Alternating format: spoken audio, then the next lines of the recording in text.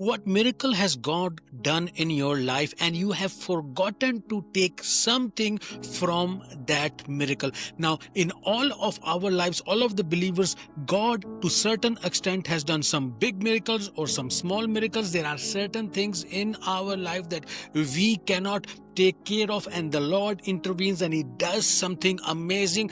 And the problem is that after he does the miracle, maybe he has done a financial miracle or a health miracle or something, and then after some time we face the same very situation, another financial crisis or another health problem, and then we have the same complaints and we forget to take something from our previous miracle that we have done. And in this video we are learning from an example of the miracle which Jesus did to feed the 4,000 plus women and children with 7 loaves of bread. Now, after that, Jesus had a conversation with the Pharisees, and there was this disagreement. They were asking for a sign. Jesus said, I'm not going to give you a sign. Then the disciples got in the boat, and I'm in the Gospel of Mark, chapter 8. And I'm going to be reading verses 13 and 14. It says, he left them, the Pharisees, Jesus left the Pharisees, and getting into the boat again departed to the other side. Now the disciples had forgotten to take bread. The disciples had forgotten to take bread, and they did not have more than 1 loaf with them in the boat. Brothers and sisters, Jesus did a miracle.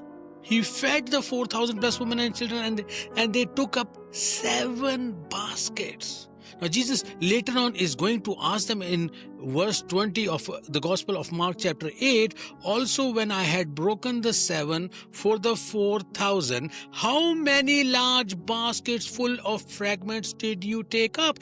Jesus is asking them, how many baskets did you take? How much food was remaining and how much did you collect? And did you bring it with you? But the disciples had forgotten the bread and the fish, the remaining food. And brothers and sisters, this is just symbolic. It's not necessary. It does not necessarily mean that they were supposed to bring the bread with them, and maybe it does mean that physically as well. But this is symbolic and has an even deeper meaning than just the physicality of it, than just the 7 baskets full of bread and fish, a lot of food for them, and they had forgotten to bring what was remaining, because Jesus is asking that question, because more than the miracle itself, Jesus is interested in what is remaining from the miracle. If, brothers and sisters, we do not take something from the miracle, and it is the memory, you see, Jesus is going to ask them, before he asks them this question in verse 18, he's going to say, having eyes, do you not see? Having ears, do you not hear?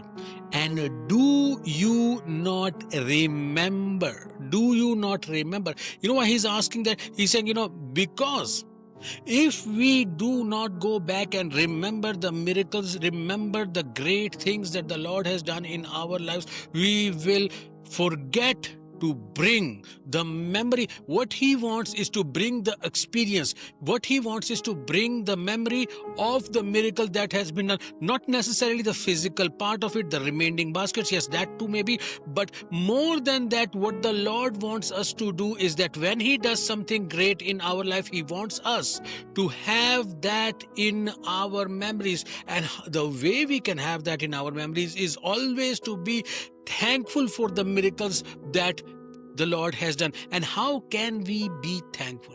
You see, Jesus did not ask them, how many people did I feed? In fact, he told them, I fed 4,000 plus women and children. You know what Jesus is interested in? He's asking them, how many baskets remain? Brothers and sisters, we go through many experiences in our lives. Many of them are good, some of them are very bad, ups and downs, so forth and so on. And we keep focusing on the experience. We keep focusing on the experience. And if we have gone through a loss, if we have gone through a hardship, if we have gone through a pain, if we have gone through hard times, obstacles and difficulties, health problems, financial problems, we keep focusing on the problem itself. Recently, my mother slept in the Lord and I had the funeral, and just yesterday I was praying with my brothers and my father.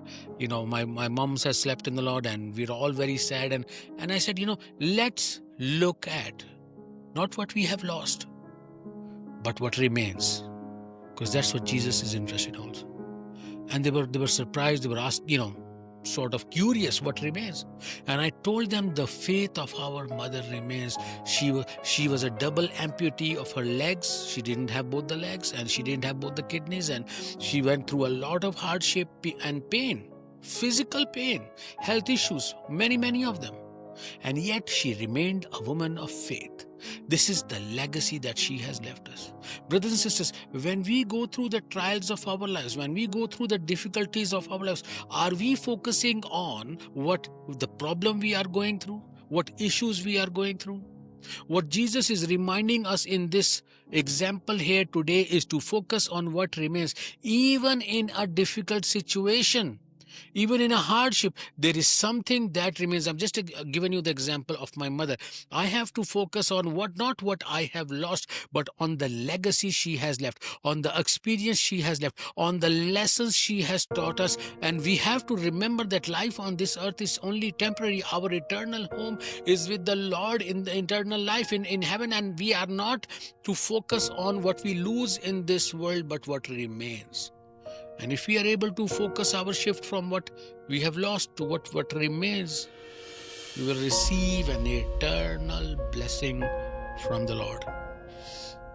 Now, they forgot to bring the baskets of food. And this is going to cause a dilemma. This is going to cause them to ask a question, and Jesus is going to in return ask them several questions, and those questions are going to be life-changing questions for them. And if we understand what Jesus is asking, many a times Jesus does not ask because he needs information. He asks so that we can be enlightened. And in our next videos, we are going to study what happens next when Jesus tells them about the leaven of the Pharisees, what they misunderstand what Jesus is saying. So let's meet over there in that video so we can get an even deeper understanding. And in the meantime, I would just like to ask you to subscribe to the channel and like this video so that together we can take the gospel to the utmost parts of the world. God bless you.